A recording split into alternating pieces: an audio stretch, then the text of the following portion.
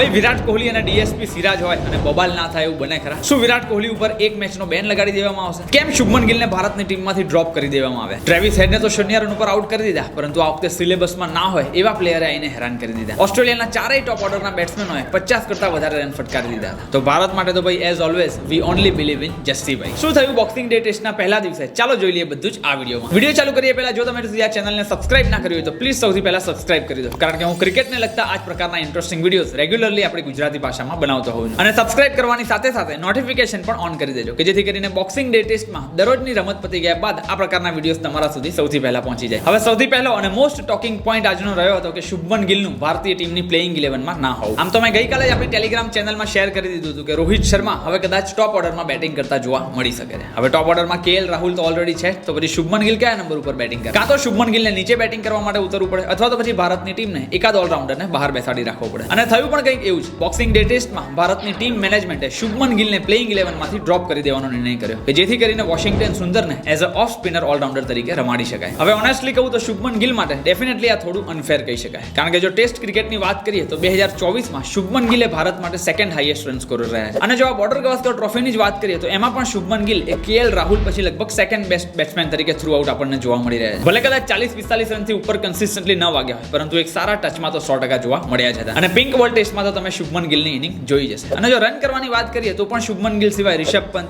રોહિત શર્મા, વિરાટ કોહલીની એકાદ ઇનિંગ બાદ કરી દઈએ તો ભારતના ટોપ ઓર્ડરમાંથી કોઈના પણ એવા સારા રન તો નથી જ આવી રહ્યા. એટલે આટલું પરફોર્મન્સ હોવા છતાં પણ જો શુભમન ગિલને ટીમમાંથી ડ્રોપ થવું પડે તો એ ડેફિનેટલી ગિલ માટે તો ડિસઅપોઇન્ટિંગ જ રહેવાનું છે. પણ એટ ધી એન્ડ જોવા જઈએ તો ટીમ કોમ્બિનેશનમાં ભારતની ટીમને કદાચ ઓલરાઉન્ડરની વધારે જરૂર હશે, અને તો જ કેપ્ટન રોહિત શર્મા અને કોચ ગૌતમ ગંભીરે ભેગા થઈને શુભમન ગિલને ડ્રોપ કરવાનો નિર્ણય લીધો હશે. હવે જે થવાનું હતું એ તો થઈ ગયું, પણ આપણે ડેફિનેટલી આશા રાખી શકીએ કે કેપ્ટન રોહિત શર્મા હવે જ્યારે ટોપ ઓર્ડરમાં બેટિંગ કરવાના છે તો આ મેલબોર્ન ટેસ્ટમાં એમના બેટથી સારા રન જોવા મળે, કારણ કે આની પહેલાની બંને ટેસ્ટમાં જ્યારે તેઓ મિડલ ઓર્ડરમાં રમ્યા હતા તો કંઈ ખાસ પરફોર્મન્સ જોવા ન મળ્યું હતું. અને આ વખતે મેલબોર્ન ક્રિકેટ ગ્રાઉન્ડની પિચ પણ થોડી બેટિંગ ફ્રેન્ડલી હોય એવું લાગી રહ્યું છે. એટલે લેટ્સ સી કે રોહિત શર્માના બેટથી આપણને કેવું પરફોર્મન્સ જોવા મળે છે. આ સિવાય બોક્સિંગ ડે ટેસ્ટમાં પહેલી વાર ભારતની ટીમ આ આખી સિરીઝમાં બે સ્પિનર્સ સાથે મેદાનમાં ઉતરી. અત્યાર સુધી રમાયેલી ત્રણેય ટેસ્ટ મેચની વાત કરીએ તો એક ટેસ્ટ મેચમાં રવિચંદ્રન અશ્વિન રમ્યા હતા, એકમાં રવિન્દ્ર જાડેજા રમ્યા હતા અને એકમાં વોશિંગ્ટન સુંદરને રમાડ્યા હતા. પરંતુ આ વખતે ચોથી ટેસ્ટ મેચમાં ભારતની ટીમ રવિન્દ્ર જાડેજા અને વોશિંગ્ટન સુંદર આ બંને સ્પિન ઓલરાઉન્ડર સાથે મેદાનમાં ઉતરી છે. હવે જો ટોસની વાત કરીએ તો ઓસ્ટ્રેલિયાની ટીમે બહુ જ ઇમ્પોર્ટન્ટ ટોસ જીતીને પહેલા બેટિંગ કરવાનો નિર્ણય લીધો હતો, એ પણ એમસીજીની એવી પીચ ઉપર કે જ્યાં કદાચ બેટ્સમેનોને વધારે ફાયદો રહેતો હોય છે. અને ક્લિયરલી આપણને જોવા પણ મળ્યું. આખી સિરીઝમાં ઓસ્ટ્રેલિયાના ઓપનરોએ પહેલી વાર મેલબોર્નમાં 50 રન કરતા પણ વધારેની ઓપનિંગ પાર્ટનરશિપ કરી નાખી. ઉસ્માન ખ્વાજા અને કોન્સ્ટાસે મળીને ઓસ્ટ્રેલિયા માટે એક સ્ટ્રોંગ,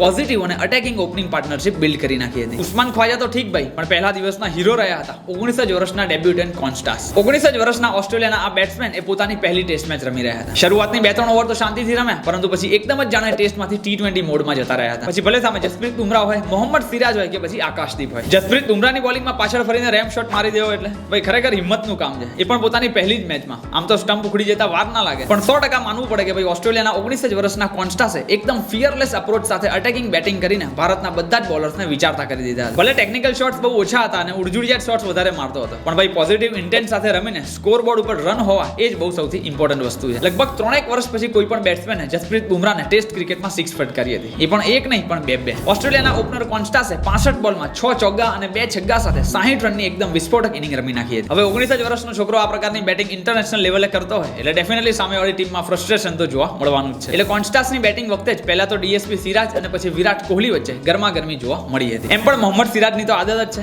કોઈ પણ બેટ્સમેન સામે હોય પણ તેઓ જલ્દીથી અગ્રેસિવ થઈ જતા હોય. પણ આ વખતે કદાચ કોન્સ્ટાસની અગ્રેસિવ બેટિંગ જોઈને વિરાટ કોહલી પણ સ્લેજિંગ કરવાના મૂડમાં આવી ગયા હતા. એક ઓવર પતી ગયા બાદ વિરાટ કોહલી સામેથી આવી રહેલા બેટ્સમેનને હાથે કરીને ખભો અથડાઈ રહ્યા હોય એવું આપણને આ વિડીયોમાં જોવા મળી રહ્યું છે. આમ તો ઇન્ડિયા અને ઓસ્ટ્રેલિયા વચ્ચેની સિરીઝમાં આવું બધું ચાલતું જ રહેતું હોય છે, પરંતુ જ્યાં સુધી તમે બોલીને પતાવી દો ત્યાં સુધી કોઈ મોટો પ્રોબ્લેમ નથી આવતો. પણ જ્યારે તમે ઈરાદાપૂર્વક સામેવાળી ટીમના પ્લેયરને ફિઝિકલી આ પ્રકારનું કોઈ સ્લેજિંગ કરો તો ડેફિનેટલી આઈસીસી તરફથી કોઈ પેનલ્ટી આપણને જોવા મળી શકે છે. ઘણા બધા ફેન્સ સોશિયલ મીડિયા ઉપર પણ મિક્સ ઇમોશન આપી રહ્યા હતા કે આ પ્રકારનું વગર કામનું ફિઝિકલ સ્લેજિંગ ન કરવું જોઈએ. જેમ જસપ્રીત બુમરાહ પોતાનું અગ્રેશન બોલિંગથી સામેવાળી ટીમને બતાવતા હોય છે, એમ દરેક પ્લેયરે પોતાની સ્કિલથી જ પોતાનું અગ્રેશન બતાવવું જોઈએ. તમારું શું કહેવું છે વિરાટ કોહલીના આ બિહેવિયરને લઈને? એમને નીચે કોમેન્ટમાં લખીને ખાસ જણાવજો. બાકી લેટ્સ સી કે ભાઈ આઈસીસી શું નિર્ણય લે છે. ભલે કદાચ કોહલી ઉપર એકાદ મેચનો બેન ના લાગે, પરંતુ તેમની મેચ ફી તો કપાવવાની જ છે. હવે કોન્સ્ટાસ તો આઉટ થઈ જાય છે, પરંતુ ત્યારબાદ ઉસ્માન ખ્વાજા પોતાની 50 કરી લે છે. ઉસ્માન ખ્વાજાના આઉટ થયા પછી માર્નસ લબુશન જામી જાય છે અને ત્યારબાદ સ્ટીવન સ્મિથ પણ પોતાની 50 કમ્પ્લીટ કરી લે. એટલે ઓસ્ટ્રેલિયાના ટોપ ઓર્ડરના ચારેય બેટ્સમેનો 50 કરતા વધારે રન ફટકારીને ઓસ્ટ્રેલિયાને એક મજબૂત સ્થિતિમાં પહોંચાડી દે છે. આ તો ભલું થયું જસપ્રીત બુમરાહનું કે ટ્રેવિસ હેડને તેમણે 0 રન ઉપર આઉટ કરી દીધા. બાકી ઓસ્ટ્રેલિયાના 400 રન તો મને પાક્કા જ લાગતા હતા. સ્ટીલ એક સમયે જે ઓસ્ટ્રેલિયાની ફક્ત 200 રનમાં 2 જ વિકેટ હતી, એ દિવસના અંત સુધીમાં 311 અને 6 વિકેટો થઈ ગઈ હતી. એટલે જસપ્રીત બુમરાહ અને ભારતના બોલર્સ દ્વારા આપણને ત્રીજા સેશનમાં કમબેક જોવા મળ્યું હતું. પહેલા દિવસની રમત પૂરી થઈ ત્યારે ઓસ્ટ્રેલિયાની ટીમનો સ્કોર અત્યારે 311 અને 6 વિકેટ છે. જસપ્રીત બુમરાહે સૌથી વધારે 3 વિકેટ અને રવિન્દ્ર જાડેજા, વોશિંગ્ટન સુંદર અને આકાશદીપે એક વિકેટો લીધી હતી. એટલે આમ જોવા જઈએ તો ઓસ્ટ્રેલિયાની ટીમ ડેફિનેટલી અત્યારે ડ્રાઇવિંગ સીટ ઉપર લાગી રહી છે, કારણ કે ઓસ્ટ્રેલિયાની હજુ પણ 4 વિકેટો બાકી છે. સ્ટીવ સ્મિથ હજુ પણ મેદાનમાં છે અને ઓસ્ટ્રેલિયાનો સ્કોર ઓલરેડી 300 રન કરતા પણ વધારે થઈ ગયો છે. પણ ત્રીજા સેશનમાં ભારતના બોલર્સે કરેલું કમબેક અને એમસીજીની પિચ જે પ્રકારે બેટિંગ ફ્રેન્ડલી લાગી રહી છે, આઈ એમ શ્યોર કે ભાઈ ભારતના બેટ્સમેનો પણ આ પ્રકારના રન તો મારવાના જ છે. શું લાગે છે તમને, કેટલા રન ઉપર ઓસ્ટ્રેલિયાની ટીમને ઓલ આઉટ કરી દઈશું? એ મને નીચે કોમેન્ટમાં લખીને ખાસ જણાવજો. બસ બાકી આ જ હતો બોક્સિંગ ડે ટેસ્ટના પહેલા દિવસનો રિવ્યુ. વિડીયો કેવો લાગે એ પણ ખાસ કરીને કોમેન્ટમાં લખવાનું ના ભૂલતા. મેચ પતી ગયા પછી દરરોજ આ પ્રકારના વિડીયોઝ ગુજરાતી ભાષામાં જોવા માટે આપણી ચેનલને સબસ્ક્રાઇબ કરી દેજો અને સબસ્ક્રાઇબ કરવાની સાથે સાથે નોટિફિકેશન પણ ઓન કરી દેજો. મળીએ છીએ આપણે ફરી એક વખત આવા જ ઇન્ટરેસ્ટિંગ વિડીયો સાથે. ત્યાં સુધી આવજો.